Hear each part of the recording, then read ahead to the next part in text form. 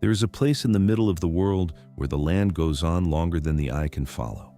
No coastline interrupts it, no mountain range contains it, just grass, wind, and distance, a silence so total it seems to carry memory inside it. Somewhere beneath that silence, beneath the layers of forgotten names and unmapped borders, lies the outline of something enormous. An empire that once stretched from the Pacific coast to the edges of Eastern Europe.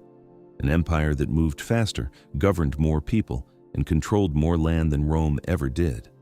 And yet, when most people close their eyes and picture the great empires of history, this one rarely appears. Its name is spoken sometimes, its founder is recognized occasionally, but the full weight of what it was, the systems it built, the roads it erased, the cultures it absorbed, remains quietly absent from the story we tell ourselves about the ancient world. That absence is worth examining. There is something revealing about the maps we choose to hang on walls, the ones that appear in textbooks, in documentaries, in the background of television sets. They tend to follow a familiar logic. Europe sits near the center. The Mediterranean glows with labeled civilizations: Greece, Rome, Carthage, Egypt, each one given borders, colors, careful annotations. And then, somewhere to the east, the detail begins to thin. The landmass continues, vast and largely unmarked, as though the cartographers ran out of either ink or interest. This is not an accident of geography. It is a habit of perspective, and it has quietly shaped what most people believe about the history of power. The Mongol Empire, at its height in the 13th century, covered approximately 24 million square kilometers. That number is difficult to hold in the mind all at once, so it helps to compare it. The Roman Empire, at its largest extent, covered roughly 5 million square kilometers. The British Empire, often described as the largest in history, covered around 35 million, but it was assembled over centuries, scattered across oceans, and held together by naval supremacy and colonial administration, rather than by a single unifying military campaign. What the Mongols built, they built fast. Within the span of a single lifetime, a confederation of nomadic tribes living on the Central Asian steppe had become the administrators of the largest contiguous land empire the world has ever seen. Contiguous meaning connected, unbroken, a single continuous mass of territory stretching from the Korean peninsula in the east to the Danube River in the west. And yet the maps often fail to show this clearly. When they do include the Mongol Empire, it tends to appear as a blunt wash of color, a kind of geographical smear, without the internal detail given to other civilizations. There are no labeled provinces in the way Rome's provinces are labeled. There are no famous cities marked as Mongol achievements, even though the Mongols administered dozens of them. The empire appears on the map the way a weather system appears, something that passed through, something atmospheric, something that did not leave behind the kind of permanent architecture that satisfies a certain definition of civilization. That definition is part of the problem. Western historical tradition has long associated civilization with particular markers: monumental stone buildings, written legal codes, city planning, coinage, philosophy preserved in scrolls. The Mongols, emerging from a nomadic culture, did not initially produce all of these things in the forms that tradition expected. They did not build stone cities on the steppe.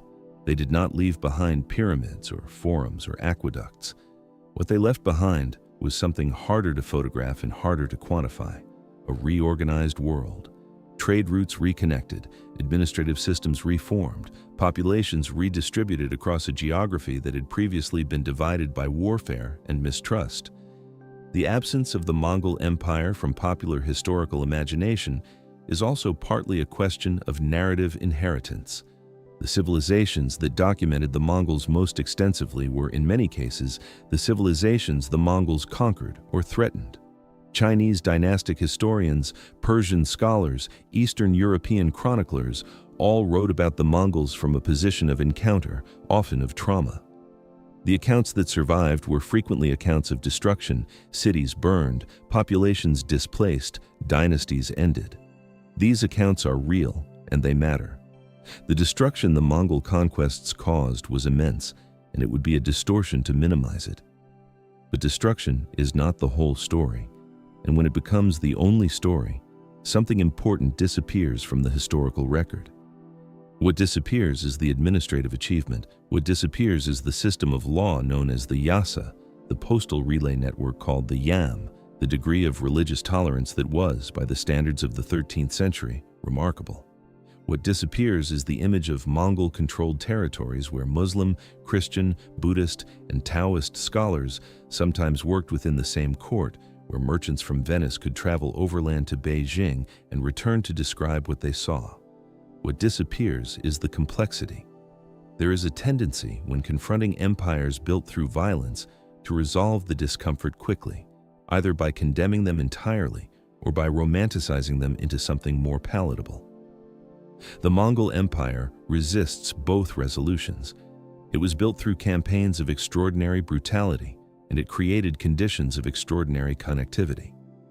Both of these things are true at the same time, and holding them both requires a willingness to sit with ambiguity that simplified historical narratives rarely encourage.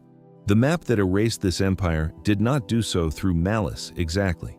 It did so through the slow accumulation of choices, which stories to center, which ruins to photograph, which names to repeat until they became familiar. But maps can be redrawn. And the first step toward redrawing this one is understanding where the empire came from and what kind of world it emerged from. That world was the steppe, and the steppe was not empty. The steppe does not announce itself. It does not rise dramatically like a mountain range or open suddenly like a coastline. It simply continues. Grass in every direction, bending in unison when the wind moves through it, then straightening again as though nothing happened. The sky above it is enormous in a way that feels almost structural, as though it is holding something up. Travelers who have crossed it describe a particular kind of disorientation, not the disorientation of being lost, but the disorientation of having all familiar reference points removed. No landmarks, no shadows from tall buildings, just the horizon, repeating itself in every direction at the same distance. This landscape shaped everything. The people who lived on the Eurasian steppe for thousands of years before the Mongol Empire existed did not choose nomadism as a lifestyle preference. They chose it, or rather, inherited it, because the steppe demanded it. The grass that stretched across Central Asia was not uniformly fertile. It grew in seasonal patterns, dried in summer, recovered in spring, and required constant movement to sustain the herds of horses, sheep, and cattle that formed the economic foundation of steppe life. A family or clan that stayed in one place too long would exhaust the pasture. So they moved, seasonally, systematically, following routes that had been established over generations and encoded not in written maps, but in inherited knowledge passed from elders to children through practice and observation. This pattern of movement is often described as primitive by comparison to settled agricultural civilizations, but that framing misunderstands what nomadic life actually required. Managing livestock across thousands of kilometers of variable terrain, reading weather systems without instruments, navigating by stars and landscape memory, negotiating access to water sources with other clans, these were not simple skills. They required a sophisticated relationship with the natural world and a form of collective intelligence that operated through oral tradition, kinship networks, and accumulated practical knowledge rather than through written institutions. The steppe peoples were not pre-civilizational. They were differently civilizational, organized around mobility rather than permanence. The horse was central to everything. It is difficult to overstate how completely the domestication of the horse transformed steppe culture, and through steppe culture, the wider world. Horses had been domesticated on the Eurasian steppe as far back as 4,000 years before the Common Era. By the time of the Mongols, steppe peoples had spent millennia refining their relationship with horses, breeding them, training them, riding them from childhood in a way that produced a kind of physical fluency that settled peoples could not easily replicate. A Mongol warrior grew up on horseback. He learned to shoot a bow at full gallop before he learned to walk long distances on foot. The horse was not a tool he used. It was an extension of how he moved through the world. This relationship gave steppe peoples a military advantage that repeatedly unsettled the settled civilizations on their borders. The speed of a Mongol cavalry force was something that agricultural armies organized around infantry and supply chains genuinely struggled to counter. But speed alone does not explain the Mongol conquests. The steppe also produced something subtler, a culture of adaptability. Because nomadic life required constant negotiation with uncertainty, steppe peoples developed practical flexibility as a core value. They could absorb new techniques, integrate captured specialists, and reorganize their methods quickly in response to new challenges. This adaptability would later become one of the defining features of Mongol imperial administration. Before the empire, however, the steppe was not unified. It was a landscape of competing clans and tribes connected by shared cultural practices, but divided by deep and often violent rivalries. Alliances formed and collapsed. Stronger clans raided weaker ones. Livestock, women, and pasture rights were the currencies of conflict and negotiation.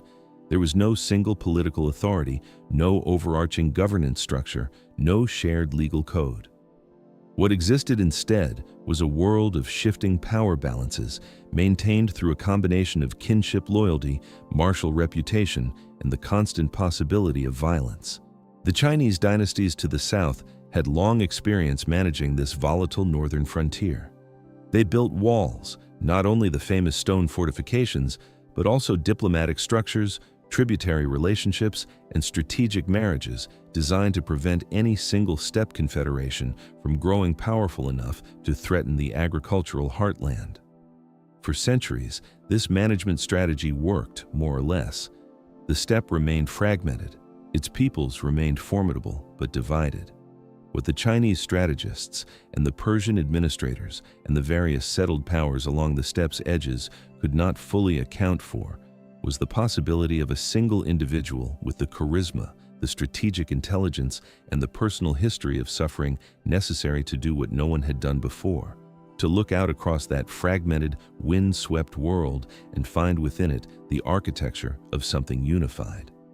That individual was born sometime around 1162, in a region near the Onan River in what is now northeastern Mongolia.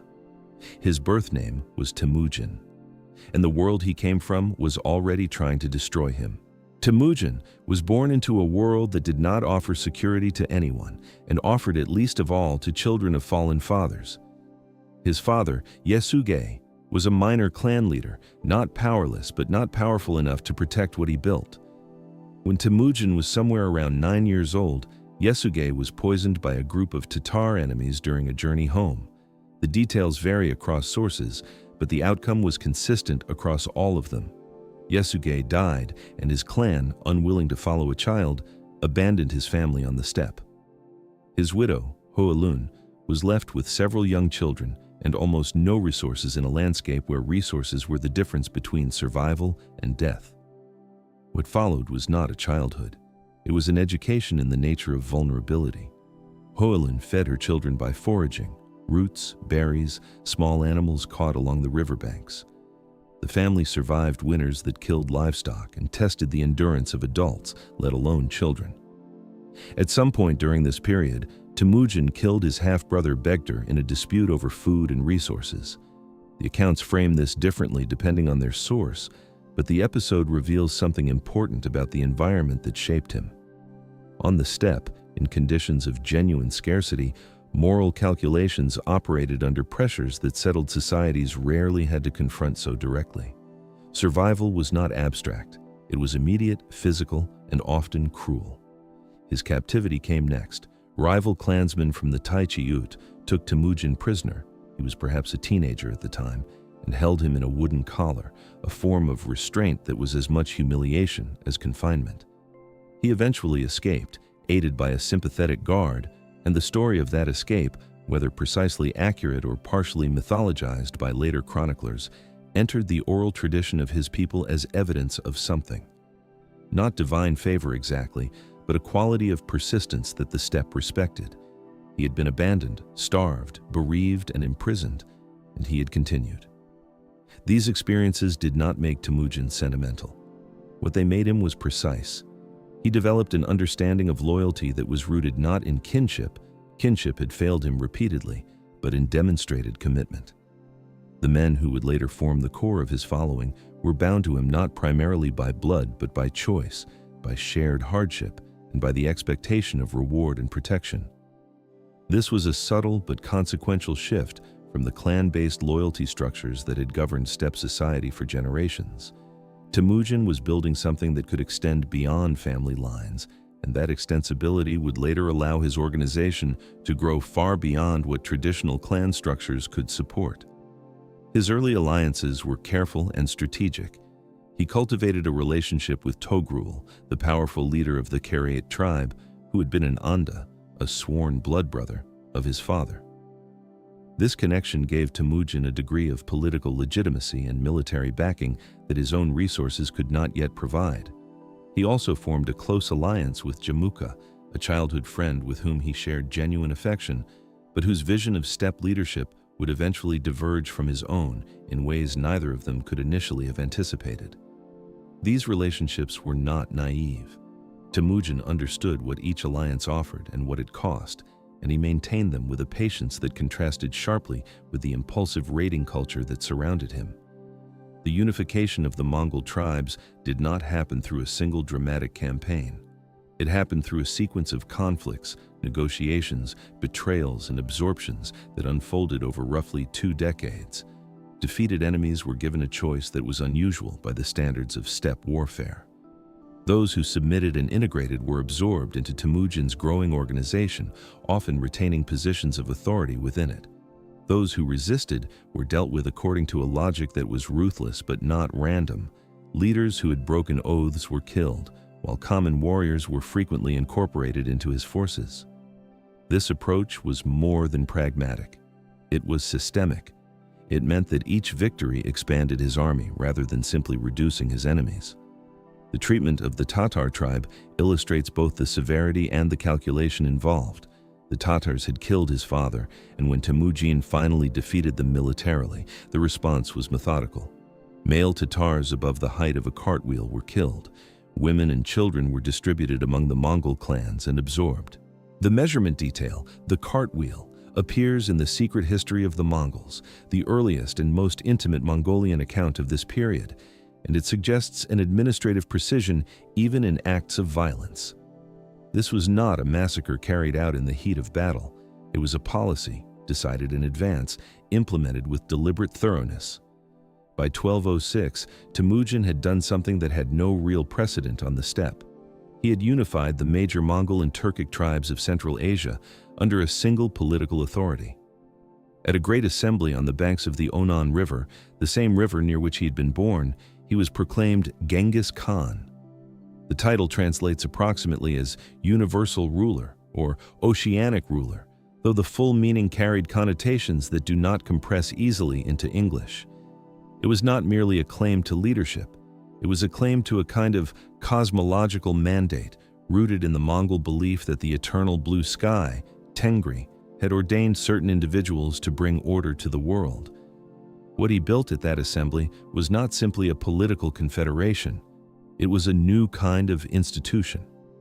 The traditional clan structures were reorganized into military units of 10, 100, 1,000, and 10,000, a decimal system of organization that cut across old tribal loyalties and created a military hierarchy based on function rather than kinship. Men were assigned to units and forbidden from transferring without authorization.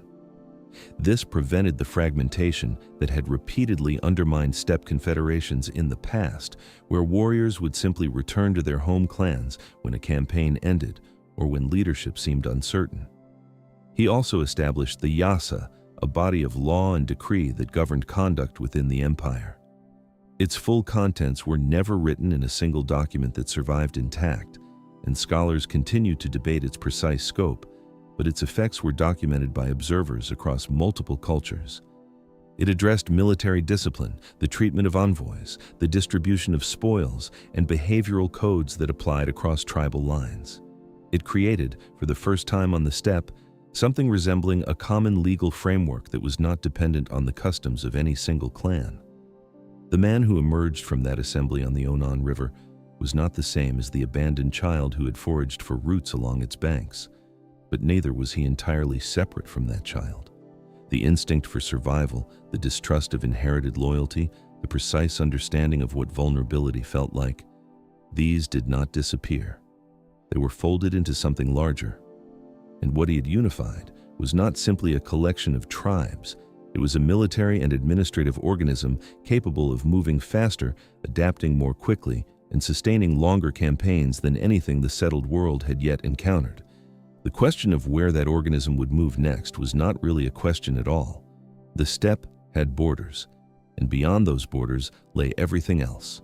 There is a particular kind of fear that comes not from seeing something approach, but from realizing it has already arrived. The armies that encountered Mongol forces in the 13th century described something close to this, a sense that the normal rules of military engagement had been suspended, that the calculations they had used to predict the movement of enemies no longer applied. Soldiers and commanders accustomed to the pace of infantry-based warfare, where armies moved at the speed of their slowest supply wagon, found themselves facing an opponent that seemed to operate outside those constraints entirely. Understanding why requires looking closely at how the Mongol military actually functioned, because the answers are less about supernatural ability and more about a system so thoroughly optimized that it produced results that appeared, to outside observers, almost impossible. The foundation of Mongol military speed was the horse, but not in the way that is sometimes assumed. It was not simply that the Mongols rode horses while their enemies walked. Many medieval armies used cavalry. What distinguished the Mongol approach was the ratio. Each warrior maintained a string of horses, typically between 3 and 5 animals, sometimes more on longer campaigns. This meant that a Mongol force could rotate mounts continuously, allowing individual horses to rest while the army maintained its pace. An army that never needed to stop and rest, its horses could cover distances that armies dependent on a single mount per rider could not match. Contemporary estimates, drawn from Persian, Chinese, and European sources, suggest that Mongol forces could travel between 80 and 100 kilometers in a single day under favorable conditions. European heavy cavalry of the same period typically managed 30 to 40 kilometers before exhaustion forced a halt. The logistics that supported this mobility were almost entirely self-contained. Mongol warriors carried their sustenance with them in forms suited to long-distance travel. Dried meat pressed into compact portions could sustain a rider for days without requiring cooking or resupply. Fermented mare's milk, known as airag, provided both nutrition and hydration. In extreme circumstances, warriors could open a vein in a horse's neck, drink a small quantity of blood, and close the wound without slowing the march. These practices, documented by multiple observers including the Franciscan friar Giovanni da Pian del Carpine, who traveled to the Mongol court in 1245, struck settled peoples as extraordinary. But they were not emergency measures. They were standard practice, built into the culture of steppe life over generations. The Mongols did not need a supply train because they had internalized the supply train. This self-sufficiency had profound strategic consequences. Most large armies of the medieval period were constrained in their movements by the need to stay close to supply lines, rivers, roads, established trade routes along which food, fodder, and equipment could be transported. Commanders planned campaigns around these logistical realities, and enemies could often predict their movements accordingly. The Mongols operated without this constraint. They could move through terrain that would have starved a conventional army, across deserts, through mountain passes, over steppe that offered nothing to a force dependent on external resupply. This geographical freedom translated directly into strategic surprise, because no defender could reliably predict where an army might appear when that army was not bound by the same logistical geography as everyone else. The speed was not only physical. The Mongol military system had developed a sophisticated approach to information gathering that multiplied the effectiveness of its mobility. Before any major campaign, Mongol commanders deployed advanced scouts, small, fast-moving units whose purpose was not to fight, but to observe and report. These scouts gathered intelligence on enemy positions, terrain features, water sources, and the disposition of local populations. They moved quietly, avoided engagement when possible, and returned information that allowed commanders to make decisions based on something closer to actual conditions rather than assumption. In parallel, the Mongols cultivated networks of informants among merchants and travelers who crossed the steppe regularly. The Silk Road trade networks, which we will examine more closely later, were not only economic arteries, they were information systems, and the Mongols understood how to read them. The tactical innovations that emerged from this combination of speed, self-sufficiency, and intelligence were numerous, but one in particular deserves careful attention. The Mongols developed and refined what military historians have called the feigned retreat, a maneuver in which a portion of the Mongol force would engage an enemy, appear to break under pressure, and flee. Enemies who interpreted this as genuine panic would pursue, breaking their own formation in the process, only to find that the retreating Mongols had drawn them into a prepared encirclement. The trap would close from multiple directions, with fresh units that had been held in reserve moving to complete the encirclement, while the retreating force turned and rejoined the engagement. The maneuver required extraordinary discipline, because soldiers had to resist every instinct that told them a retreat should become a rout. It required trust in commanders, coordination between units, and the kind of practiced calm under pressure that only repetition and shared experience can produce. The European forces that encountered this tactic at the Battle of Legnica in 1241 were experienced warriors. The Polish and German knights who assembled there were not novices. They were armored, mounted, and motivated.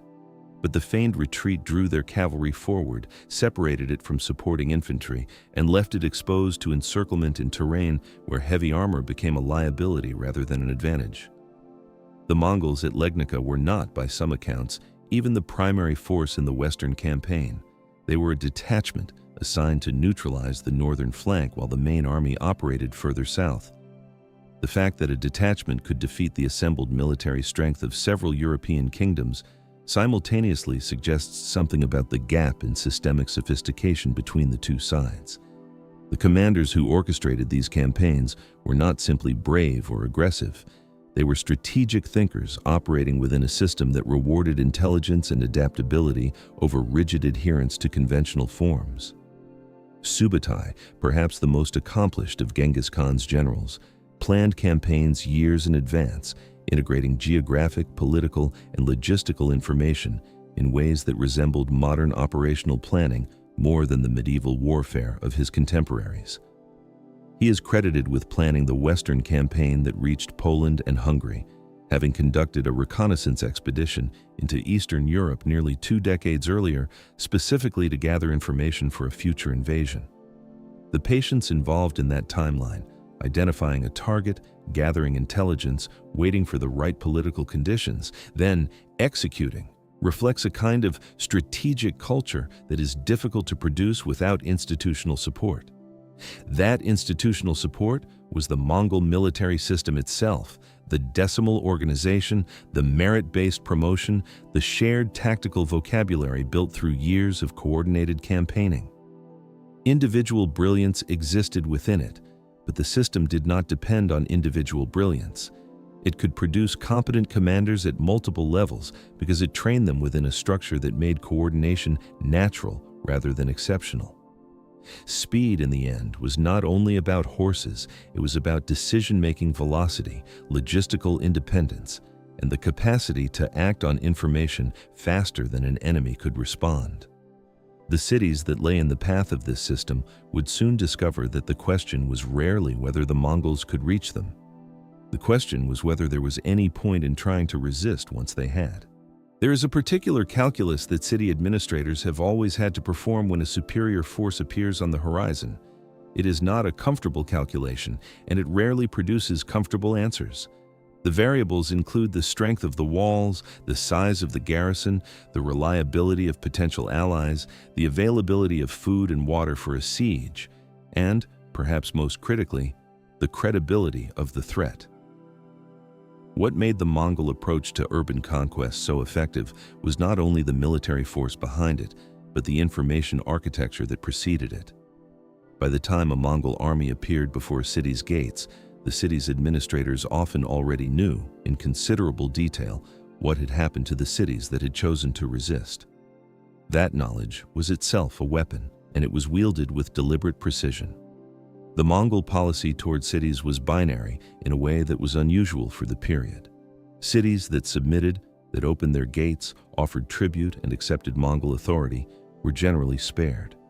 Their populations continued their daily lives, their merchants continued trading, their administrators often continued administering, now under a Mongol-appointed overseer. Cities that resisted faced something categorically different. The destruction visited upon Merv, Nishapur, Urgench, and Baghdad was not incidental to the campaign. It was communicative. Each destroyed city sent a message to the next city on the route, and that message was legible across language barriers and cultural differences because it was written in the most universal of languages, consequence. Merv, in what is now Turkmenistan, was one of the great cities of the medieval Islamic world. It sat at a junction of Silk Road trade routes and had accumulated centuries of wealth, scholarship, and architectural achievement. When the Mongol force arrived in 1221 under the command of Tolui, the youngest son of Genghis Khan, the city negotiated a surrender. The inhabitants were told to leave the city walls and assemble in the open plain. Once assembled, they were killed. The accounts of the death toll vary enormously. Medieval chroniclers were not statisticians, and the numbers they recorded reflected trauma and political purpose as much as empirical counting, but the scale was sufficient to leave Merv functionally depopulated for generations. The city that had been a center of learning and commerce became, in the span of days, an administrative lesson. The lesson was absorbed. As Mongol campaigns moved westward and southward through Central Asia and into Persia, cities along the routes began to calculate differently. The question was no longer simply whether resistance was possible. It was whether resistance was rational given the available information. And the available information, transmitted through the networks of merchants and refugees that the Mongol campaigns continuously generated, made a consistent argument. Submission preserved, resistance destroyed. The binary was stark enough that many cities made the calculation before the army even arrived, sending delegations to meet Mongol commanders on the road and offer terms in advance of any siege. This dynamic shaped the geography of the conquest in ways that are easy to underestimate. The Mongol advance through Central Asia and Persia moved with a speed that was not entirely explained by military capability. It was also explained by the progressive collapse of the will to resist, a cascade of surrenders in which each capitulation made the next one more likely. Cities that might have held out for months behind strong walls chose not to attempt the defense because the information environment had shifted the cost-benefit analysis in ways that made resistance appear not courageous, but futile. This was psychological warfare conducted at a civilizational scale, and it was largely self-sustaining once it had reached a sufficient momentum. The Mongols understood and cultivated this dynamic. They employed what might be called a deliberate communication strategy around their military operations. Survivors were sometimes specifically released and sent toward the next city on the route, carrying first-hand accounts of what they had witnessed. Merchants who passed through Mongol-controlled territory were generally treated well and allowed to continue traveling, which meant they carried information, accurate information, because fabricated accounts would eventually be contradicted by reality, about the nature of Mongol governance in submitted territories. The message that reached cities ahead of the army was not simply one of destruction. It was one of a clear and consistent policy. Submission leads to survival, resistance leads to annihilation. The clarity itself was persuasive. Not all cities made the calculation toward submission. Some resisted, for reasons that varied. The confidence of a particular commander, the belief that walls or geography provided sufficient protection, the political impossibility of surrendering without losing legitimacy. Zhengdu, the capital of the Jin dynasty in northern China, held out through multiple campaigns before falling. Xiangyang, a fortified city on the Han River, sustained a siege that lasted nearly 5 years before the Mongols, having acquired Muslim engineers with expertise in counterweight trebuchets, were able to breach its defenses. These extended sieges reveal something important about the limits of the Mongol system. Their preferred mode of warfare was mobile and fast. and sustained siege operations represented a kind of constraint that they adapted to rather than excelled at naturally. But they did adapt. The willingness to acquire outside expertise, to incorporate engineers and specialists from conquered populations into their military apparatus, meant that even the areas of relative weakness were addressed systematically over time. The fall of Baghdad in 1258 occupies a particular place in the history of this period, partly because of what the city represented and partly because of the scale of what was lost. Baghdad was the seat of the Abbasid Caliphate, the symbolic and intellectual center of the Islamic world, home to the House of Wisdom and centuries of accumulated scholarship. When the Mongol force under Hulagu Khan, a grandson of Genghis Khan, arrived and the Caliph al-Musta'sim declined to submit, the outcome followed the established pattern with devastating thoroughness. The siege lasted less than 2 weeks. What followed was weeks of destruction: libraries, irrigation systems, populations. The accounts of books thrown into the Tigris River until the water ran dark with ink appear in multiple sources and carry the weight of a specific, particular grief that transcends the usual abstractions of historical casualty figures. And yet even here, the pattern was not absolute. Hulagu's wife was a Nestorian Christian, and Christian communities in Baghdad were largely spared. The Jewish community survived. Armenian and other Christian leaders had allied with the Mongols diplomatically, and those relationships provided a degree of protection that illustrates the way personal, religious, and political networks continued to function within the framework of conquest. The destruction was enormous, but it was not uniform, and the variations within it point toward the complex administrative reality that followed wherever the Mongol army passed. What came after the army was, in many ways, as consequential as the army itself. The governance structures erected in conquered territories, the administrative decisions made about taxation and trade, the degree to which local customs and institutions were preserved or replaced, these determined whether the Mongol presence became something that populations could eventually inhabit and even in some cases benefit from. The army moved on. The empire it left behind had to be managed, and management, it turned out, required a different set of skills entirely, ones that would draw on traditions and personnel from every corner of the world the Mongols had absorbed. There is something quietly remarkable about the idea that a legal system could emerge from a culture that left no permanent buildings, no stone inscriptions, no papyrus archives. The instinct, when thinking about law in the ancient and medieval world, tends toward the monumental. The Code of Hammurabi carved into a black basalt stele, the 12 tables of Rome posted in the Forum, the scrolls of Justinian's Corpus Juris Civilis filling shelf after shelf in imperial libraries. Law, in this tradition, is something written down, physically anchored, visible in the landscape of power. The Mongols approached the problem from a different direction entirely, and what they produced was both more flexible and more fragile than anything carved in stone, a system of governance that operated through oral decree, customary practice, and the authority of a single sovereign will, expanded over time into something that attempted to hold together the most diverse empire the world had ever assembled. The body of Mongol law and imperial decree is most commonly referred to by the Persian and Turkish term yasa, sometimes rendered as jasag, meaning prohibition or decree. Its origins lay in the customary practices of steppe society, the unwritten codes that governed behavior between clans, the rules around hospitality, the prohibitions that maintained the social order of nomadic communities. Genghis Khan did not invent these from nothing. He codified, expanded, and imposed them across a vastly larger population than they had originally been designed to govern. The yasa was not a single written document in the way that Roman law was a written document. It was a living body of decrees, some recorded in a register called the Great Yasa that was kept by the Imperial Secretariat, others transmitted orally and understood through practice and precedent. What we know of its contents comes primarily from second-hand sources: Persian historians, Armenian chroniclers, Chinese administrators, and European observers who encountered Mongol governance and recorded what they saw. These accounts are not always consistent, and scholars have debated at length which provisions were genuinely part of the yasa. and which were attributed to it by observers interpreting Mongol behavior through their own legal frameworks. But certain features appear consistently enough across sources to be treated with reasonable confidence.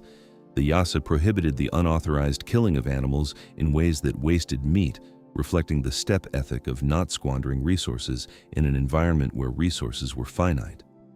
It mandated the protection of envoys and ambassadors, a provision whose importance becomes clear when one considers how central diplomacy was to Mongol expansion. An empire that relied on the submission of cities ahead of its armies could not afford to have its messengers killed without consequence, and the consequences it imposed for that violation were severe enough to make the point effectively. The treatment of religious practice within the empire reflects one of the Yasa's most consequential features and one of the most frequently discussed. The Mongols exempted religious clergy of all recognized faiths from taxation and compulsory service. Buddhist monks, Christian priests, Muslim imams, Taoist practitioners, and shamans of the traditional steppe religion were all extended this protection. The rationale was not precisely what a modern reader might recognize as religious freedom in the principled sense. It was closer to a pragmatic acknowledgement that religious authority was a form of social infrastructure that the empire needed to keep functioning in conquered territories, and that disrupting it created more administrative problems than it solved. But the practical effect, across territories that encompassed virtually every major world religion of the period, was a degree of coexistence that was genuinely unusual for the 13th century. The court of Genghis Khan's successors became, at certain periods, a place where theological debates were conducted openly between representatives of different faiths. The Flemish friar William of Rubruck, who visited the court of Mongol Khan in 1253 and left one of the most detailed European accounts of Mongol society, described a formal debate organized by the Khan between Christian, Muslim, and Buddhist representatives, with Mongol himself presiding as a kind of neutral arbiter. Whether Mongol found any of the arguments persuasive is unclear. His personal religious practice seems to have combined elements of shamanism with a pragmatic openness to other traditions. But the fact that such a debate took place at all in the middle of the 13th century at the court of the ruler of the largest empire on earth suggests something about the unusual intellectual atmosphere that Mongol tolerance, however instrumentally motivated, could produce. The Yasa also addressed military discipline with a thoroughness that reflected how central military cohesion was to the entire imperial project. Desertion in battle was punishable by death, not only for the deserter, but potentially for his unit, a collective accountability provision that aligned individual survival incentives with group performance. Looting before an official order was given was prohibited, which served the practical purpose of keeping armies organized during the most chaotic phases of a battle. The distribution of spoils was regulated, with shares allocated according to rank and contribution in ways that were understood in advance and applied consistently enough to maintain trust within the military hierarchy. These provisions transformed what might otherwise have been a collection of raiding parties into something more like a professional military force, with the discipline and predictability that sustained long campaigns required. Beyond the military provisions, the Yasa's reach into civilian life in conquered territories was more uneven. The Mongols governed through a combination of their own administrative appointees and preserved local institutions, and the degree to which the Yasa displaced or supplemented existing legal systems varied considerably by region. In Persia, Islamic law continued to govern the daily lives of the Muslim population in most civil matters. In China, Chinese administrative traditions were largely maintained, with Mongol oversight layered on top of existing bureaucratic structures rather than replacing them wholesale. This pragmatic layering meant that the Yasa functioned less as a universal civil code and more as a constitutional framework, defining the supreme authority of the Khan, the inviolability of certain core prohibitions, and the basic conditions under which the empire's diverse populations could coexist, while leaving the granular governance of daily life to local systems with deeper roots. What held this structure together, ultimately, was not the law itself, but the authority behind it. The Mongols drew that authority from Tengri, the eternal blue sky, whose mandate they believed had been granted to Genghis Khan and transmitted through his lineage. This cosmological claim was not merely ceremonial. It was the foundation upon which the entire legal and political edifice rested. The Khan's decrees carried the weight of divine mandate, which meant that compliance was not simply a matter of political calculation, but of alignment with a cosmic order. When later rulers in the Mongol successor states began to convert to Islam or Buddhism, adopting the cosmological frameworks of their conquered populations, the authority structure began to shift in ways that the original Yasa, designed for a different religious world, could not entirely accommodate.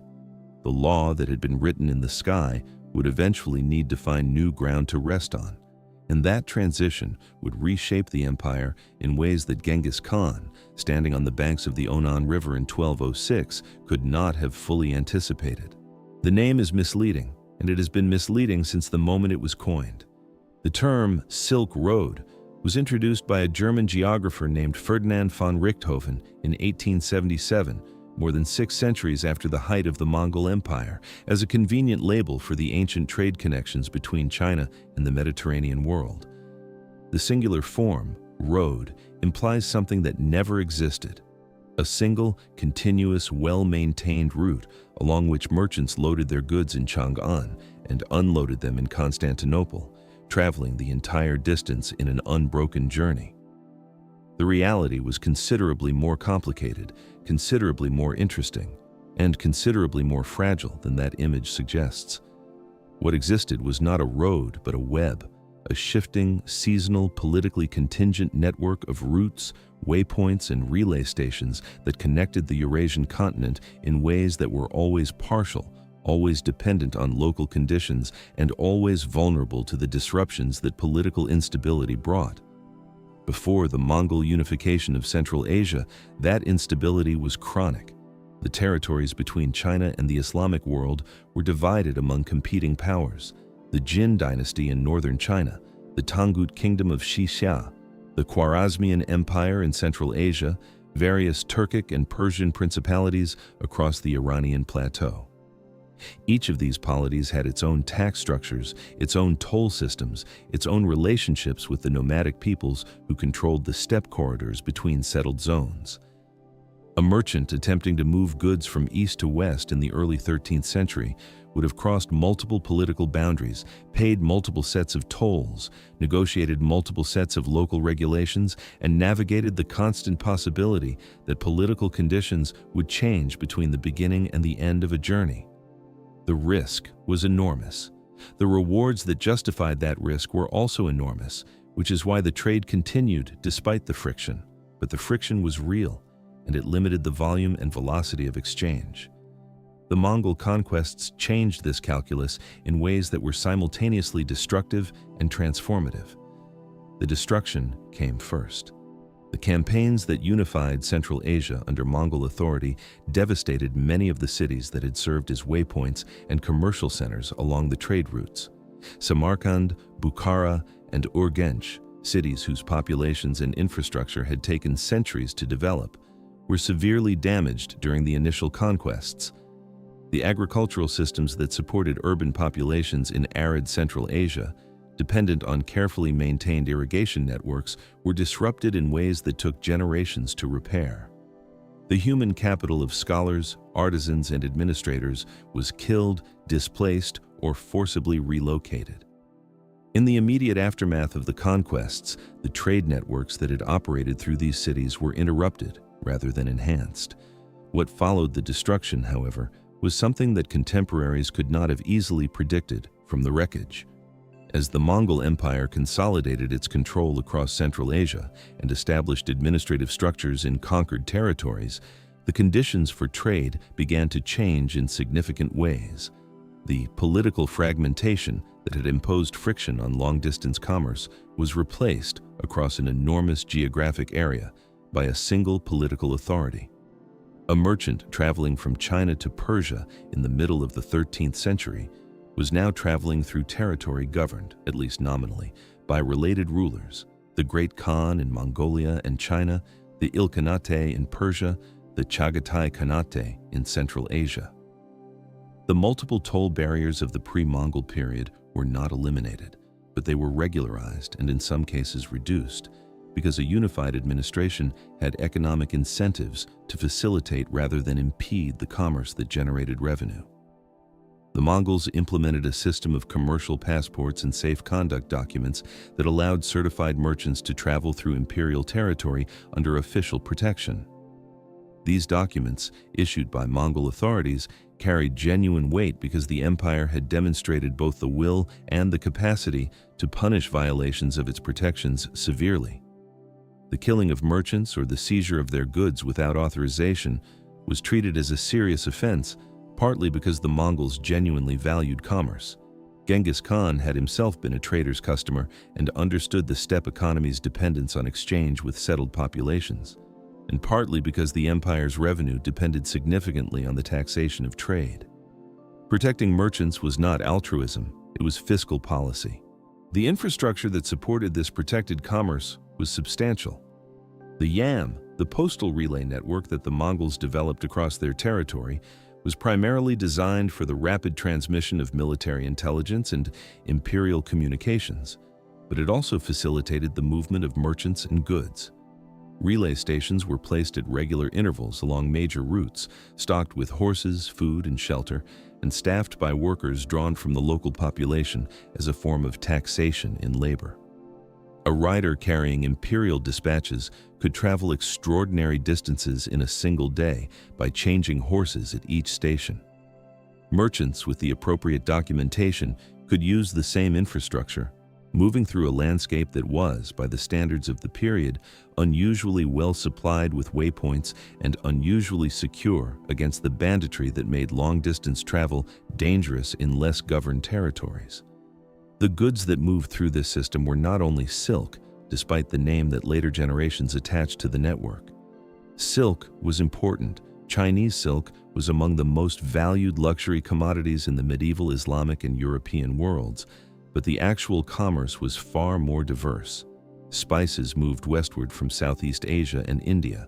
Cotton textiles moved in multiple directions. Ceramics, glassware, metalwork, and dyes crossed the continent in both directions.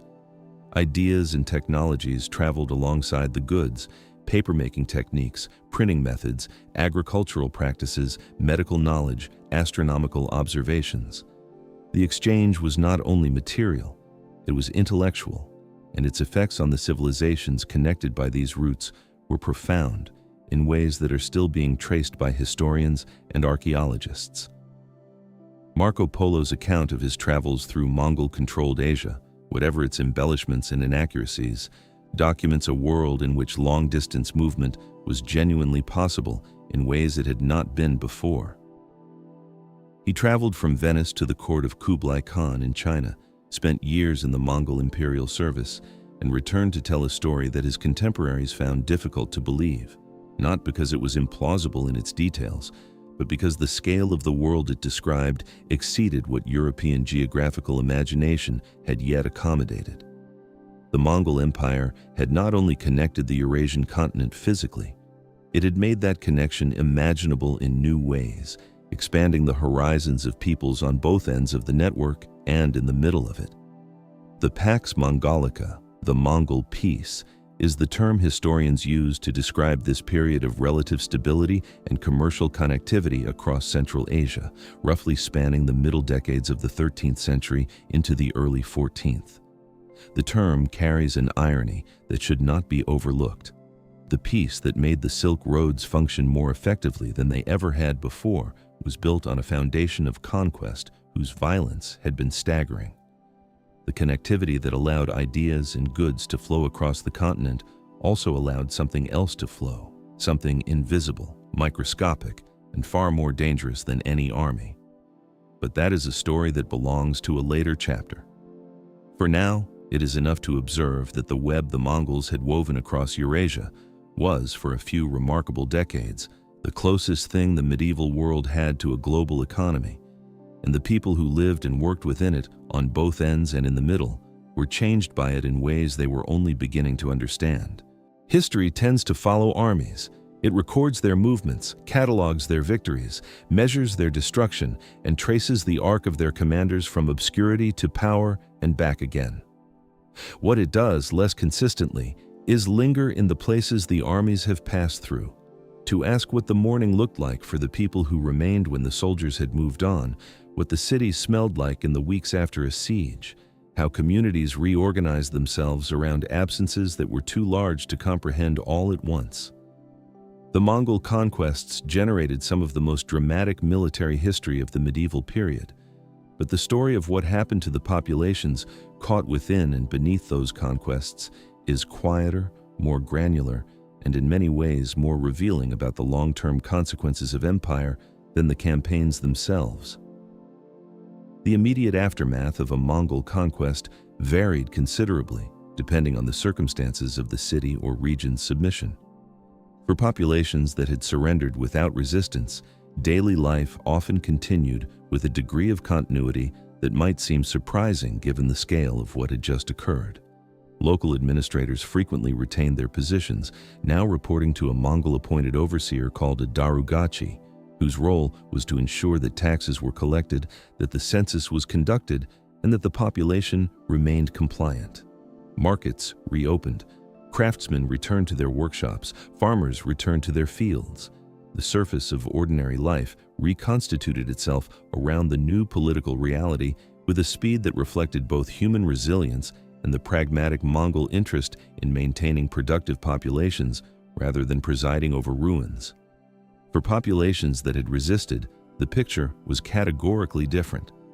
The survivors of cities like Merv, Nishapur, or the Central Asian settlements that had fought back were often those who had been absent during the conquest, those who had hidden effectively, or those who possessed skills, medicine, engineering, administration, craft, that made them immediately useful to the Mongol apparatus. Artisans and craftsmen were systematically identified and relocated rather than killed, transported to Karakoram or to other centers of imperial administration where their skills could serve the empire's needs. This practice of selective preservation was not compassion. It was a form of resource extraction applied to human beings, and it produced communities of displaced specialists in Mongol cities who maintained their professional identities and sometimes their cultural practices while being entirely severed from their places of origin. The demographic consequences of the conquests in certain regions were severe enough to reshape the human geography of Central Asia and Persia for generations. Population estimates for the pre-Mongol and post-Mongol periods are imprecise. Medieval census data is fragmentary and methodologically inconsistent, but the patterns that emerge from archaeological evidence, agricultural records, and administrative documents suggest significant and lasting depopulation in the most heavily affected areas. Iran's population may not have recovered to pre-Mongol levels until the 16th century in some regions. Parts of Central Asia that had sustained dense urban populations along the Amu Darya and Syr Darya rivers reverted to sparse nomadic use when the irrigation infrastructure that had made urban life possible was destroyed and not repaired. The cities that had been waypoints of civilization became, in some cases, archaeological sites within decades of their destruction.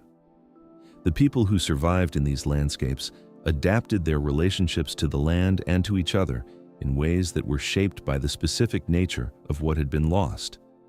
In regions where the agricultural infrastructure had been severely damaged, pastoral nomadism expanded to fill the ecological and economic space that irrigated agriculture had previously occupied.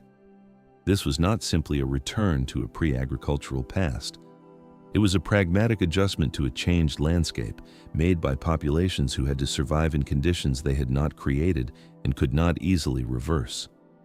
The long-term effect in some regions was a shift in the balance between settled and nomadic ways of life that persisted long after the Mongol Empire itself had fragmented. The experience of conquered populations also varied significantly along lines of religion, ethnicity, and skill. The Mongol administrative system was deliberately pluralistic in its personnel choices, not from ideological commitment to diversity, but from practical recognition that governing an empire of this geographic and cultural complexity required drawing on the widest possible pool of administrative talent. Persian bureaucrats administered Mongol-controlled territories across Central Asia because Persian administrative culture had centuries of experience managing complex agrarian states that the Mongols lacked. Chinese officials administered northern China alongside Mongol overseers because the complexity of Chinese taxation and agricultural administration required expertise that could not be improvised. Jewish merchants and administrators served in various roles across the empire because their networks and commercial expertise were genuinely useful to rulers focused on maintaining revenue flows. This administrative pluralism had complex effects on the populations involved. For skilled individuals from conquered cultures, service in the Mongol system offered survival and sometimes genuine advancement.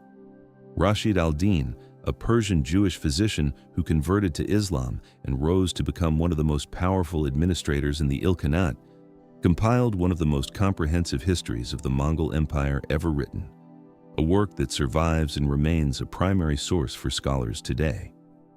His career trajectory, from court physician to grand vizier, was made possible by a system that valued competence across cultural lines in ways that more rigidly hierarchical empires might not have allowed. But that same system also required constant navigation of the power dynamics of conquest, the vulnerability of serving rulers whose goodwill could not be taken for granted, and the complex identities produced by living at the intersection of multiple cultural worlds simultaneously. For ordinary people, farmers, herders, urban laborers, small merchants, the Mongol conquest meant above all a change in the tax collector's face and the currency of obligation. The Mongol taxation system was initially chaotic and sometimes devastating, with early administrators extracting resources without the regulatory frameworks that would later develop to systematize and limit extraction. Communities that had survived the military conquest sometimes found themselves impoverished by taxation demands that exceeded what the local economy could sustain without destroying its productive base. Over time, as the empire matured and administrators with longer time horizons came to understand that killing the productive capacity of a region was fiscally self-defeating, the extraction became more regulated. But the process of arriving at that equilibrium was painful for the populations who lived through its earlier phases. What the conquered peoples left behind in the historical record is fragmented, partial, and often mediated through the administrative documents of their conquerors or the literary productions of the cultural elites who survived. The voices of ordinary people, the farmer watching Mongol cavalry cross his fields, the merchant calculating whether to flee or stay, the woman organizing her household around an absence that would never be explained or acknowledged by any official record, are present in the historical landscape only in outline, inferred from demographic data and archaeological evidence rather than heard directly. Their silence in the archive is itself a kind of testimony to what the conquests cost, and to the distance between the grand narrative of empire and the granular reality of the lives it moved through without pausing to record. There is a problem at the heart of every large empire, and it is a problem that has no perfect solution. The problem is distance.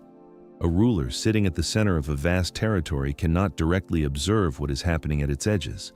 He cannot personally adjudicate every dispute, collect every tax, or confirm that every order transmitted outward has been received, understood, and executed faithfully. The larger the empire, the more severe this problem becomes, and the more the stability of the whole depends on the quality of the systems designed to bridge the gap between central authority and peripheral reality.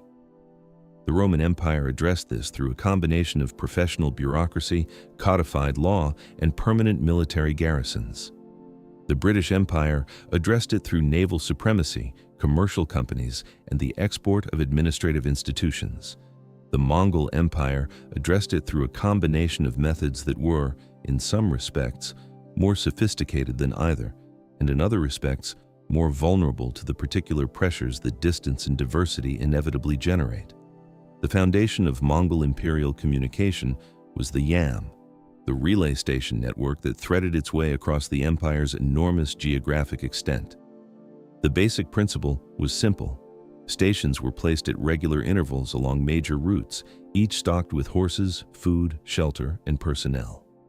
A rider carrying imperial dispatches would arrive at a station, hand off his message to a fresh rider on a fresh horse, and the message would continue without interruption. The system could move information across thousands of kilometers with a speed that had no parallel in the medieval world. Contemporary observers noted that messages could travel from the eastern reaches of the empire to its western edges in a matter of weeks, a timeline that, given the distances involved, represented a genuine logistical achievement. For comparison, the Roman cursus publicus, the imperial postal system that the Romans had considered one of the great administrative achievements of their civilization, operated over a much smaller geographic area and at considerably slower speeds. The yam was not only a communication system, it was a surveillance infrastructure. The stations along the network were positioned to monitor movement through key corridors, and the personnel staffing them were in a position to observe and report on the traffic passing through their area. Merchants, diplomats, and travelers using the network were visible to the imperial administration in ways they would not have been in a less organized landscape. This visibility served both security and fiscal functions. The empire could track the movement of valuable goods, identify unauthorized movements, and maintain awareness of political developments at the periphery, with a speed that made it harder for rebellions or administrative failures to develop undetected over long periods before reaching the center's awareness. The personnel who staffed the administrative apparatus of the Mongol Empire at its mature phase were remarkably diverse, and that diversity was itself a governing strategy. The Mongols, emerging from a nomadic culture that had not developed the traditions of literate bureaucracy that sedentary civilizations required, faced an immediate practical problem when they began governing complex agrarian states. They needed administrators who could read and write in multiple languages, who understood tax systems, agricultural cycles, urban governance, and the specific legal and cultural frameworks of the populations they were managing. They solved this problem by drawing on the administrative talent of conquered civilizations, Persians, Chinese, Uyghurs, Arabs, and others, while maintaining Mongol oversight at the highest levels. The Uyghurs, a Turkic people with a long tradition of literacy and administration in Central Asia, played a particularly important role in the early development of Mongol imperial bureaucracy. The Mongol script itself was adapted from the Uyghur script, a practical acknowledgement that the empire needed a writing system and that developing one from scratch was less efficient than adapting an existing one. Uyghur scribes and administrators served in Mongol courts from the earliest days of the empire, providing the literate infrastructure that the imperial system required before the Mongols had developed their own administrative class. This reliance on outside expertise was not a weakness in Mongol self-perception. It was a reflection of the same pragmatic adaptability that characterized their military and commercial strategies. The question of succession posed a particularly acute version of the distance problem. In Mongol political culture, authority derived from demonstrated capacity and from the consensus of the Mongol aristocracy assembled in a great council called the Kurultai. This tradition of collective legitimation served important functions in a society where leadership needed to command genuine loyalty from powerful subordinates, but it created structural vulnerabilities when applied to an empire of continental scale. The death of a great Khan required the assembly of leading figures from across the empire to deliberate and confirm a successor, a process that could take months or years, during which the administration of the empire operated in a kind of suspended animation, waiting for the political center to reconstitute itself.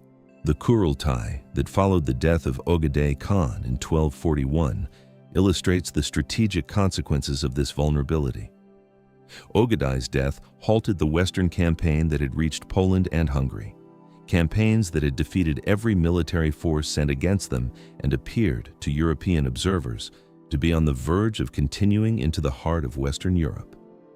The Mongol commanders withdrew eastward to participate in the succession deliberations, and Western Europe was spared a confrontation that its military resources were almost certainly inadequate to have survived. The withdrawal was not a military decision, it was a constitutional one, and it demonstrates how deeply the political culture of the steppe, with its emphasis on collective legitimation of leadership, shaped the strategic behavior of an empire that had already grown far beyond the steppe world that had produced those traditions.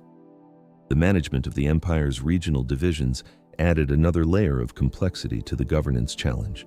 The empire was divided among the descendants of Genghis Khan, his sons and their sons, in a way that was intended to maintain unity while distributing authority across the vast territory. The Great Khan in Mongolia held nominal supreme authority. The Ilkhanate governed Persia and parts of the Middle East. The Chagatai Khanate controlled Central Asia. The Golden Horde administered the western steppe and its adjacent territories. In theory, these were components of a single imperial system. In practice, as the generations progressed and the descendants of Genghis Khan developed distinct identities rooted in the specific regions and cultures they governed, the centrifugal forces became increasingly difficult to manage from the center. The conversion of regional rulers to the dominant religions of their subject populations accelerated this fragmentation. When the Ilkhanate rulers converted to Islam in the late 13th and early 14th centuries, they were not simply making a personal religious choice. They were aligning themselves with the cultural and political identity of their Persian and Arab subjects in ways that differentiated them from other branches of the Mongol ruling family. The shared Mongol identity that had been the empire's political foundation began to compete with the regional identities that governance and intermarriage were producing. The art of ruling what you cannot see required not only fast horses and relay stations and multilingual administrators. It required a political culture capable of maintaining coherence across diversity and distance over time. And that was a problem the Mongol system, for all its genuine innovations, would ultimately find it could not solve indefinitely. The cracks that appeared in the administrative structure would widen gradually, almost imperceptibly, until what had been a single enormous organism became something else entirely. There is a particular cruelty in the idea that the same infrastructure built to connect the world can also be used to end it. The relay stations, the protected trade routes, the movement of merchants and diplomats and military couriers across thousands of kilometers of previously fragmented territory, all of it had been constructed to serve the purposes of commerce, communication, and imperial control. It had done those things with a thoroughness that had no precedent in the medieval world. And then, sometime in the middle of the 14th century, it began to do something else. It began to move a disease. The precise origins of the plague that would come to be known in European history as the Black Death remain a subject of active scientific and historical investigation. Genomic research conducted in the early 21st century has made significant progress in tracing the pathogen responsible. Yersinia pestis, the bacterium that causes bubonic, septicemic, and pneumonic plague, to its likely reservoir populations in the rodent communities of Central Asia. The Tian Shan region, where the mountain ranges of Central Asia converge near what is now the border between Kyrgyzstan and China, has emerged from recent archaeological and genomic work as a probable zone of early 14th century outbreak.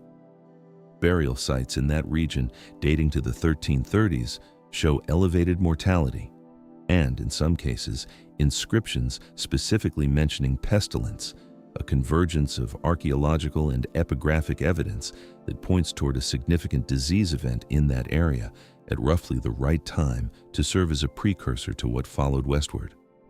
What followed westward was carried along the same routes that had been making the Mongol Empire function. The yam stations that moved imperial dispatches also moved the fleas that lived on the rodents that traveled with human caravans. The protected trade corridors that had reduced the friction of long-distance commerce also reduced the friction of pathogen transmission. The Mongol peace, which had made Eurasia more connected than it had ever been, had simultaneously made it more vulnerable to the consequences of that connection in ways that no one in the 13th century had possessed the epidemiological framework to anticipate. The infrastructure of integration was also, as it turned out, the infrastructure of contagion. The trajectory of the plague's movement westward through the Mongol-controlled and Mongol-adjacent world is traceable in broad outline through a combination of historical accounts and modern epidemiological modeling. From Central Asia, the disease moved along trade routes into the territories of the Golden Horde, the Mongol successor state that controlled the western steppe and the northern shores of the Black Sea. It reached the Crimean Peninsula, where the port city of Kaffa, a Genoese trading colony on the edge of Mongol territory, became the site of one of the most consequential episodes in the history of disease transmission. The Mongol forces of the Golden Horde were besieging Kaffa in 1346 when plague broke out among their own troops. According to the account of the notary Gabriele de Musis, the Mongol commanders used catapults to throw plague-infected corpses over the walls of the city, one of the earliest documented instances of biological warfare, and one whose strategic logic reflected a military culture that was willing to use whatever resources the situation provided. Whether the catapulted corpses were actually the mechanism of transmission into the city, or whether the disease entered through other channels, rats, fleas, infected individuals, is a question that epidemiologists continue to debate. What is not debated is that Genoese merchants evacuating Kaffa by sea in 1347 carried the disease with them into the Mediterranean world. Ships arriving at Messina in Sicily, at Genoa, at Marseille, each arrival seeded a new outbreak in a population that had no prior exposure to Yersinia pestis and therefore no immunity of any kind. The disease moved through Europe with a speed and lethality that overwhelmed every available framework for understanding and responding to it. In a period of roughly 5 years, between 1347 and 1352, the plague killed somewhere between 1/3 and 1/2 of the European population. The range reflects the genuine uncertainty in historical mortality estimates, but even the lower bound represents a demographic catastrophe without parallel in European recorded history. The effects on Mongol territories were also severe, though they have received less systematic attention in the historiography than the European mortality. The Golden Horde, already managing the political and economic strains of a large and diverse empire, lost significant population to the plague in the 1340s. The administrative capacity of the Western Mongol successor states was reduced at precisely the moment when they faced other political challenges: succession disputes, the pressure of neighboring powers, the economic disruption that significant population loss inevitably produces. The plague did not destroy the Mongol successor states by itself, but it accelerated processes of fragmentation and decline that were already underway and made recovery from those processes considerably more difficult. In China, where the Mongol Yuan dynasty was governing the most populous territory in the world, the plague arrived somewhat differently. There is evidence of major epidemic events in the 1330s in Hebei province, possibly representing an earlier phase of the same pandemic or a related outbreak, with mortality figures recorded in Chinese chronicles that suggest staggering losses. The demographic pressure on the Yuan dynasty, combined with the political and fiscal strains of governing a vast territory with a relatively small Mongol ruling class over a much larger Chinese population, contributed to the conditions that would eventually produce the rebellions of the 1350s and 1360s and the collapse of Mongol rule in China by 1368. There is a historical irony in this sequence of events that is worth sitting with.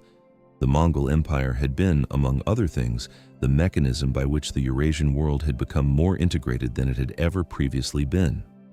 The Pax Mongolica had created conditions in which people, goods, and ideas moved across the continent with unprecedented freedom. That integration had produced genuine benefits: the commercial connectivity, the cultural exchange, the diffusion of technologies and knowledge that we examined when tracing the Silk Road networks. But integration is not selective. It does not transmit only the things that human beings consciously choose to transmit. It transmits everything that moves, including the things that move invisibly, at the scale of organisms too small to be seen and too numerous to be counted. The Mongol Empire did not cause the plague in any direct sense. The bacterium existed long before the empire did, living quietly in its rodent reservoirs in the mountains and grasslands of Central Asia. What the empire did was create a highway system for the medieval world at precisely the moment when that highway system could carry something catastrophic from one end of the Eurasian continent to the other within the span of a generation. The connectivity was real.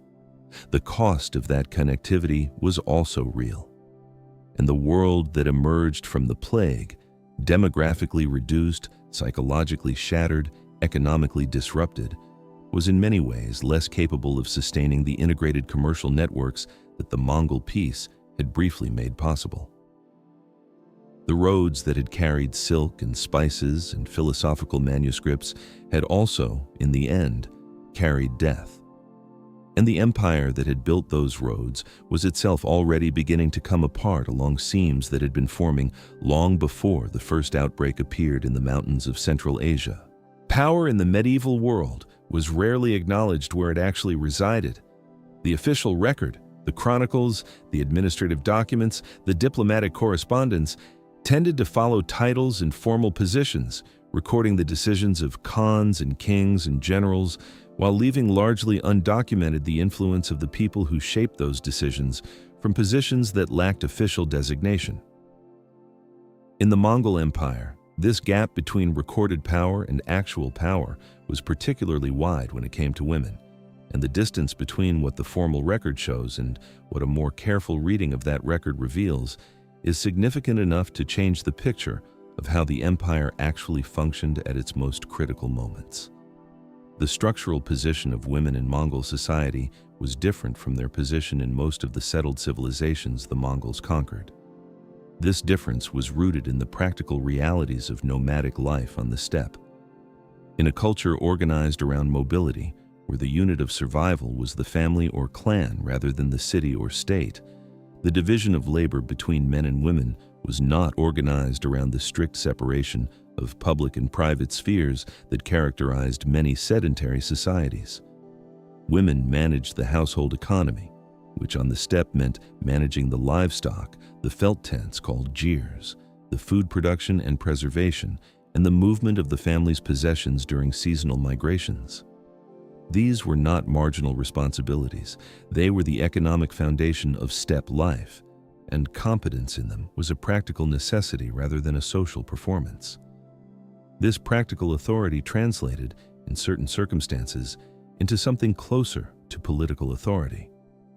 The concept of the regent, a ruler governing on behalf of a child or absent ruler, is ancient and widespread, but in Mongol political culture, it carried particular weight because the alternative to effective regency was political fragmentation, and the empire had repeatedly demonstrated how quickly fragmentation could occur when central authority was absent or contested. When a great Khan died and the Kurultai process of selecting a successor was underway, a process that could take months or years, someone had to govern. In the Mongol system, that someone was frequently a senior widow of the previous Khan, holding authority under the title of Khatun. Turagen Khatun, the widow of Ogedei Khan, governed the Mongol Empire as regent for approximately 5 years following her husband's death in 1241. The period of her regency coincided with some of the most delicate political negotiations in the empire's history, including the maneuvering around the selection of a new great Khan. Turagin used the regency not simply as a caretaker position, but as an opportunity to reshape the imperial administration in ways that favored her own son, Guyuk, as the eventual successor. She replaced senior administrators appointed by Ogedei with figures loyal to herself, restructured elements of the court's political economy, and maintained the empire's external relations during a period when internal political uncertainty might otherwise have invited challenges from the periphery. The sources that describe her regency, primarily Persian and Chinese administrative records and the accounts of European visitors, are not uniformly flattering, reflecting the discomfort that her assertiveness produced in observers accustomed to more circumscribed female authority. But their discomfort is itself evidence of how visible and effective her exercise of power was. Sorkaktani Beki occupies an even more consequential position in the history of the empire, though her authority was exercised through influence and strategic positioning rather than through the formal title of regent. She was the widow of Tolui, the youngest son of Genghis Khan, and the mother of 4 sons who would each achieve positions of extraordinary power. Mongke became Great Khan, Kublai founded the Yuan dynasty in China, Hulagu established the Ilkhanate in Persia, and Arik Boka contested the succession against Kublai in the civil conflict that followed Mongke's death. The probability that a single mother could produce 4 sons of this historical significance was not simply a matter of genetic fortune. It reflected decades of careful political cultivation, the alliances she built, the education she provided, the strategic marriages she arranged, and the positioning she undertook within the complex factional politics of the Mongol court. Sorkakhtani's intelligence and political acumen were recognized explicitly by contemporaries across multiple cultural traditions, which is itself unusual. Medieval sources rarely attributed political intelligence to women in direct terms. The Persian historian Rashid al-Din described her as the most intelligent woman in the world. The Syrian Christian bishop Bar Hebraeus praised her governance of her assigned territories in northern China. Sorkakhtani herself was a Nestorian Christian, which gave her connections to the Christian communities within and adjacent to the empire, while she simultaneously maintained relationships with Buddhist, Muslim, and shamanist factions. She understood that the empire's diversity was a political resource, and she managed her own religious and cultural identity with a flexibility that maximized her range of useful alliances. Her governance of the territories assigned to the Toluid branch of the family following her husband's death demonstrated administrative competence that went beyond mere political survival. Where some Mongol administrators in northern China had favored converting agricultural land to pasture, a practice that made sense within a nomadic economic framework but was economically destructive in a settled agricultural context, Sorkakhtani maintained and in some cases restored agricultural practices, understanding that the long-term revenue potential of a productive agricultural population exceeded what could be extracted from pasture land. This was not an obvious calculation for someone raised within the nomadic value system, and her willingness to adapt her administrative approach to the specific requirements of the territory she governed reflects the same pragmatic intelligence that characterized the best Mongol governance more broadly. The women who held these positions of authority did so within a system that also imposed significant constraints. Polygamy was standard among Mongol elites, which meant that a Khan's wives existed in a hierarchical and sometimes competitive relationship with each other, their political influence dependent partly on their personal standing with the ruler, and partly on their success in producing sons who survived and prospered.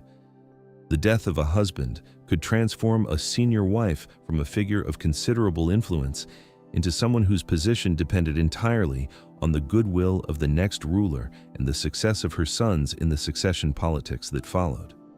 The regency was a structural feature of the system that temporarily elevated widows of great Khans to formal authority, but it was always understood as transitional, power held in trust until a male successor was confirmed. What is striking across the cases of Turagain, Sorkakhtani, and the other Khatuns whose influence shaped the empire's history is not that they overcame a system designed to exclude them. It is that the Mongol system, unlike many of its contemporaries, contained structural openings through which female political intelligence could express itself in ways that left lasting consequences. The empire that Sorkakhtani's sons governed in the second half of the 13th century, in China, in Persia, across Central Asia, was shaped in part by the choices she had made during the decades when she was raising them and positioning them within the imperial political landscape. The history of the Mongol Empire is, among other things, a history of women whose names deserve to be held alongside the names of the Khans, whose reigns they made possible. Empires rarely end the way they begin. They begin with force, with campaigns and conquests and the violent reorganization of the political landscape. They end more slowly, more ambiguously, through a combination of internal pressure, external challenge, and the gradual erosion of the shared identity that had held their diverse components together. The Mongol Empire's dissolution was not a single event. It was a process that unfolded across more than a century, in different regions at different speeds, producing successor states that were in many cases genuinely powerful entities in their own right, rather than simply the wreckage of something larger. Understanding how the empire dissolved requires understanding not only what pulled it apart, but what it left behind. And what it left behind turns out to be, in several cases, the foundation of civilizations that shaped the world for centuries afterward. The seeds of fragmentation were present from the beginning, embedded in the very structure of how Genghis Khan had distributed authority among his sons. The Mongol tradition of dividing conquered territory among male heirs, a practice rooted in the steppe custom of allocating pasture rights across a family, was manageable when the territory involved was the Central Asian steppe. Applied to a continental empire spanning multiple distinct civilizational zones, it created a structural tension between the nominal supremacy of the Great Khan and the practical autonomy of regional rulers whose territories were too large and too distant to be governed from the center in any meaningful daily sense. Each generation of rulers inherited both the nominal unity of the empire and the centrifugal forces that worked against it, and each generation found those forces somewhat harder to manage than the last. The civil war that erupted following the death of Mongol Khan in 1259 marked a turning point from which the empire's nominal unity never fully recovered.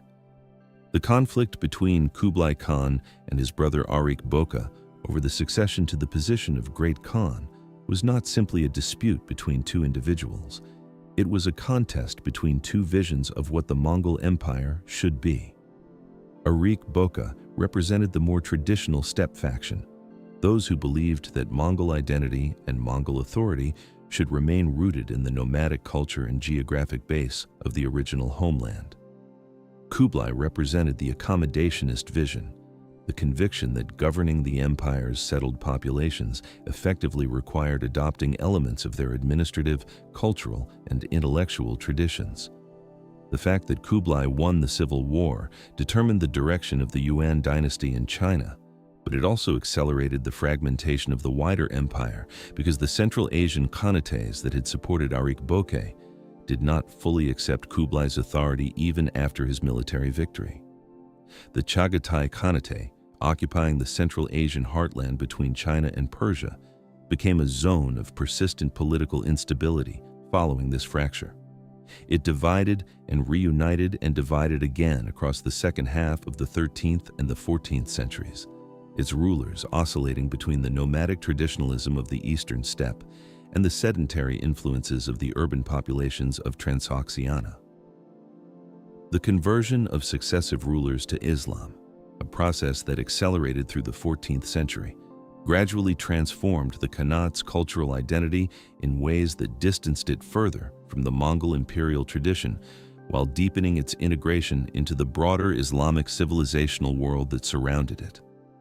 By the time Timur, known in the West as Tamerlane, emerged from this region in the latter half of the 14th century to build his own empire, he was consciously drawing on the Mongol imperial legacy while also transforming it into something distinctly different, claiming Chinggisid legitimacy through marriage while building an empire whose cultural and administrative identity was primarily Persianate and Islamic. The Golden Horde's trajectory illustrates a different form of the same basic process. Occupying the western steppe and the territories adjacent to Eastern Europe, the Golden Horde became, over the course of the 13th and 14th centuries, an increasingly Islamic state whose Mongol ruling class was absorbed into the Turkic-speaking Muslim culture of the steppe populations they governed. The rulers who administered relations with the Russian principalities, extracting tribute, arbitrating succession disputes among Russian princes, maintaining the political subordination of Rus to Mongol authority, were doing so from within a cultural framework that was progressively less Mongolian in any original sense and more an expression of the steppe Islamic civilization that the empire had helped to produce. The Ilkhanate in Persia followed yet another trajectory. Its rulers converted to Islam in 1295 under Ghazan Khan, a conversion that was accompanied by a deliberate program of administrative reform and cultural reorientation. Ghazan's reign marked the beginning of a period in which the Ilkhanate's identity became increasingly Persian and Islamic, with the Mongol ruling class adopting the language, aesthetic traditions, and religious practices of the civilization they governed. The court of the Ilkhans became one of the great centers of Persian literary and artistic production in the medieval world. The historian Rashid al-Din produced his monumental world history, the Jami al-Tawarikh, under Ilkhanid patronage, and the Persian miniature painting tradition reached a new level of sophistication in the manuscripts produced for Ilkhanid patrons. The empire that had burned Persian cities and displaced Persian scholars had, within 2 generations, become one of the most significant patrons of Persian cultural production in history. The Yuan dynasty in China followed the most dramatic arc of all the successor states. Kublai Khan's court at Khanbalik, the city that would later become Beijing, was, at its height in the late 13th century, arguably the most cosmopolitan place on earth. Merchants, diplomats, scholars, and administrators from across the Eurasian world gathered there, drawn by the wealth and power of the court and by the commercial opportunities that Mongol-controlled China offered. But the Yuan dynasty's position in China was always structurally precarious. The Mongols and their Central Asian allies formed a small ruling minority over a vastly larger Chinese population, and the administrative compromises required to govern China effectively. The use of Chinese bureaucratic traditions, the maintenance of Chinese cultural institutions, the gradual adoption of Chinese practices by Mongol elites created tensions within the ruling class between those who embraced accommodation and those who feared it, meant the loss of Mongol identity. The rebellions that brought down the Yuan dynasty in the 1350s and 1360s drew on Chinese popular discontent with foreign rule, economic disruption from the plague, and from the fiscal strains of maintaining an empire, and the political fragmentation that succession disputes had produced within the Mongol ruling class. The last Yuan emperor fled to Mongolia in 1368, and the Ming dynasty that replaced him embarked on a deliberate program of erasing the Mongol imperial legacy from Chinese historical memory, pulling down buildings, destroying records, and constructing a national narrative in which the Yuan period appeared as an interruption rather than a transformation. The erasure was never complete because the transformations were too deep to be fully undone. But the effort itself reveals how powerful the desire to reclaim a pre-Mongol identity was for the civilization that had lived under Mongol rule for nearly a century. What dissolved in the end was not the empire's influence, but its unity.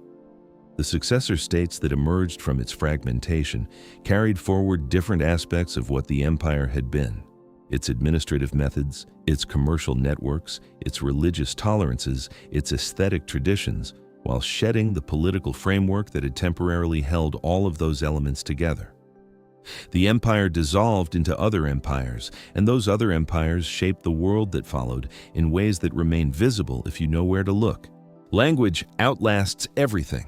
It outlasts the buildings that armies construct and the buildings they destroy. It outlasts the administrative systems that empires impose and the rebellions that dismantle them. It outlasts the individuals who speak it, the dynasties that promote it, and the political formations that once gave it official status. When an empire collapses, its armies disband and its tax collectors disappear, and its borders dissolve back into contested geography. But the languages it spread, the linguistic changes it accelerated, the vocabularies it introduced into the mouths of millions of people across enormous distances, these do not simply evaporate when the political structure that carried them falls apart. They persist, sometimes for centuries, sometimes permanently, embedded in the daily speech of populations who may have entirely forgotten the political circumstances under which particular words entered their language. The Mongol Empire was not, in the conventional sense, a linguistically imperial project. The Romans had spread Latin deliberately as a language of administration, law, and cultural prestige, creating a linguistic geography that eventually produced the Romance languages of modern Europe. The British Empire had spread English through education, commerce, and the structures of colonial administration in ways that were partly conscious and partly incidental. The Mongols did not attempt to impose Mongolian on conquered populations as a condition of governance. The Mongolian language remained the language of the ruling class and the military hierarchy, but it was never systematically promoted as a replacement for the languages of the territories the empire governed. Persian continued as the primary administrative language across Central Asia and Persia. Chinese continued as the language of governance in China. Arabic continued as the language of Islamic scholarship and religious life across the empire's Muslim territories. And yet the linguistic consequences of the Mongol Empire were profound, operating through mechanisms that were less visible than deliberate language policy, but no less consequential in their long-term effects. The most significant of these mechanisms was the spread and consolidation of Turkic languages across Central Asia and into Anatolia, a process that the Mongol conquests dramatically accelerated without directly causing. The relationship between the Mongol Empire and the Turkic world was complex and intimate. Many of the soldiers and administrators who served in Mongol armies and bureaucracies were Turkic speakers. Uyghurs, Kipchaks, Cumans, and others whose linguistic and cultural traditions were distinct from Mongolian but deeply intertwined with Mongol imperial culture. As these populations moved with the empire across Central Asia and into the western steppe, they carried their languages with them, and those languages took root in territories where they had previously been absent or minority presences. The Kipchak Turkic dialects that spread across the western steppe with the Golden Horde became the foundation for several modern Turkic languages, including Kazakh, Kyrgyz, and the language that eventually developed into modern Tatar. These were not languages that the Mongol Empire created. They had existed before the empire, spoken by steppe peoples who had their own distinct identities and histories. But the political and demographic reorganization that the empire produced created conditions in which these languages expanded their geographic reach, absorbed speakers from other language communities, and developed into the standardized forms that would eventually be recognized as distinct literary and administrative languages in their own right. The influence on Persian was subtler, but perhaps more pervasive. Persian was already one of the great literary and administrative languages of the medieval Islamic world before the Mongol conquests, with a rich tradition of poetry, philosophy, and historical writing that had developed across several centuries. The Mongol conquests disrupted and in some regions temporarily suppressed Persian literary culture. Scholars and poets were killed or displaced, patronage networks were destroyed, libraries were burned. But the subsequent adoption of Persian as the primary cultural and administrative language of the Mongol successor states in the western regions, the Ilkhanate, and later the Chagatai Khanate, produced a renaissance of Persian literary production under Mongol patronage that in some respects exceeded what had existed before the conquests. The Persian that emerged from this period carried within it a layer of Mongolian and Turkic loanwords, administrative terms, military vocabulary, words for objects and concepts that had entered Persian-speaking life through contact with the Mongol world. These borrowings became permanent features of the language, invisible to most modern speakers, but traceable to scholars who study the etymology of Persian vocabulary. The case of Chinese is particularly instructive about how deep linguistic influence can penetrate even when the political conditions that produced it are subsequently rejected. The Yuan dynasty's century of rule in China introduced a significant number of Mongolian loanwords into Chinese, primarily in domains related to administration, military organization, and the material culture of the steppe. When the Ming dynasty came to power and undertook its deliberate program of de-Mongolization, it removed Mongolian influence from official culture as thoroughly as it could. But language does not respond to official programs in the way that buildings and records do. Words that had entered daily speech stayed in daily speech, even when the political context that had introduced them had been officially repudiated. The traces remained in the language even as they disappeared from the official record. The development of written Mongolian itself during the imperial period had consequences that extended far beyond the empire's political life.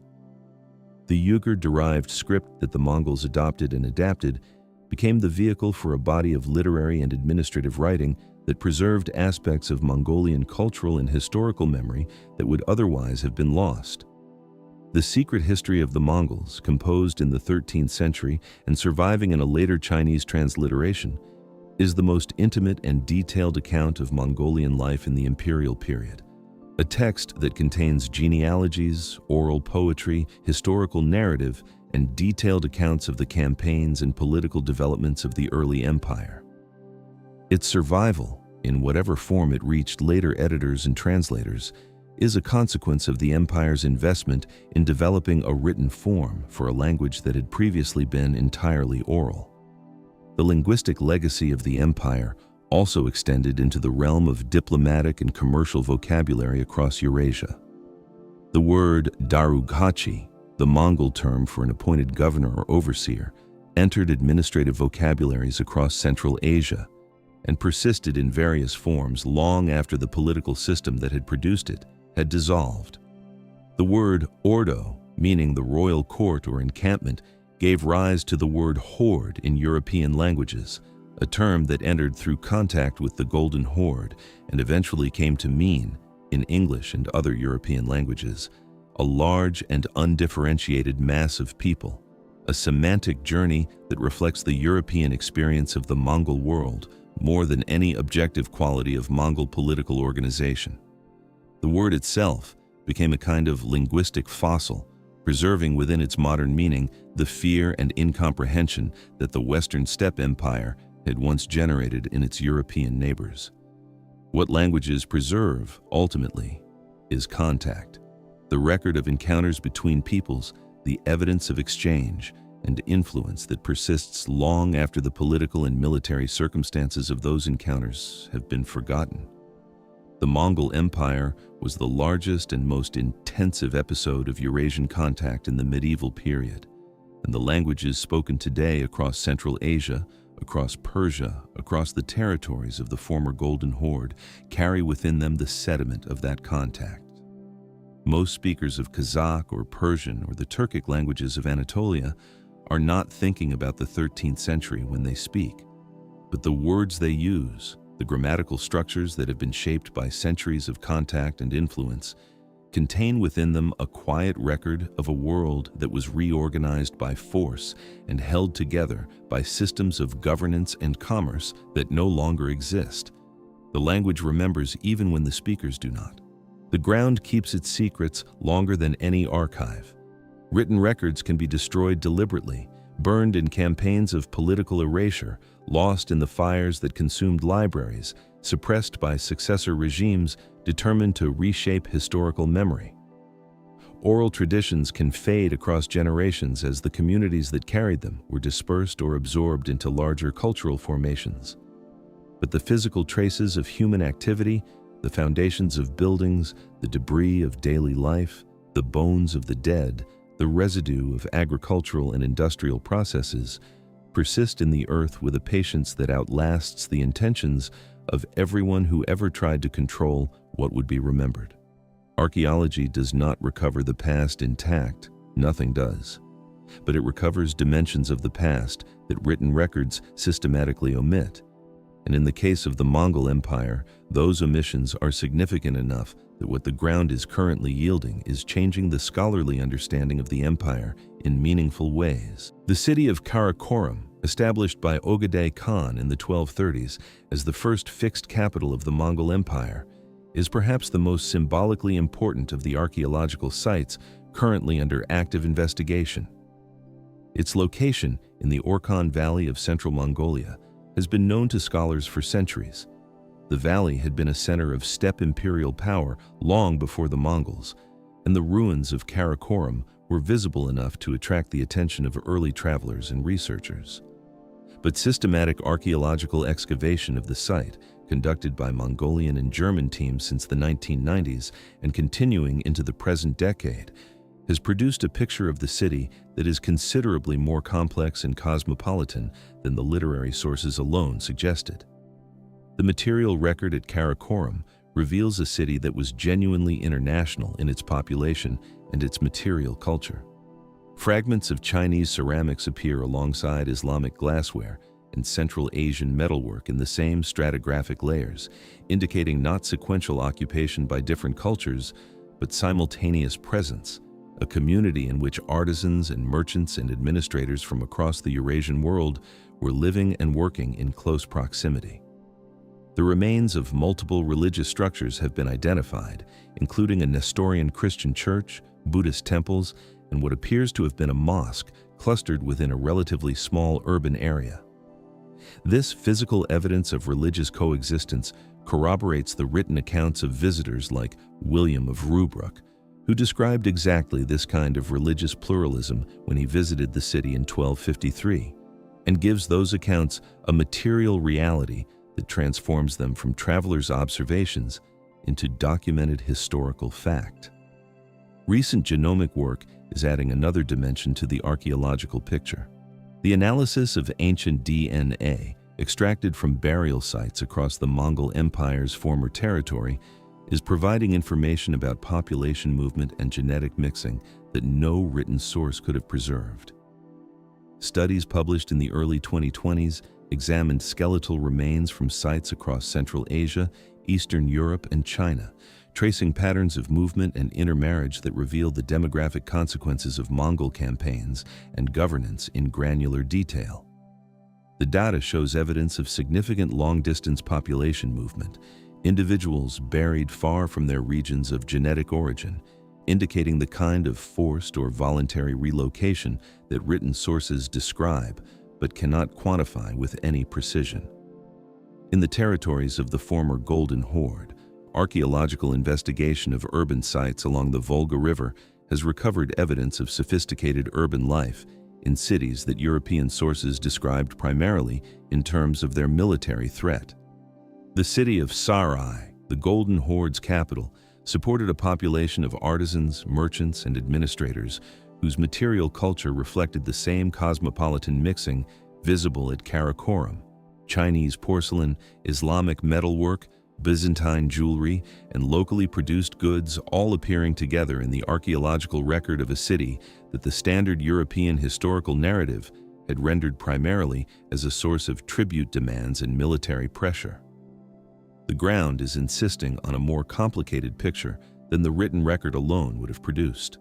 The landscape archaeology of Central Asia is also yielding new information about the environmental consequences of the Mongol conquests, the changes in agricultural patterns, irrigation systems, and settlement distributions that followed the campaigns of the 13th century. Remote sensing technology, including satellite imagery and aerial survey methods that were not available to earlier generations of researchers, is allowing archaeologists to map the outlines of irrigation canals, field systems, and settlement networks that were abandoned in the aftermath of the conquests and never reoccupied. These ghost landscapes, the outlines of a productive agricultural world that was disrupted and in some cases permanently lost, are a form of evidence for the demographic and economic consequences of the conquests that complements the population estimates derived from written sources and gives them a spatial reality that numbers alone cannot convey. The Mongol Empire ended, in the formal political sense, centuries ago.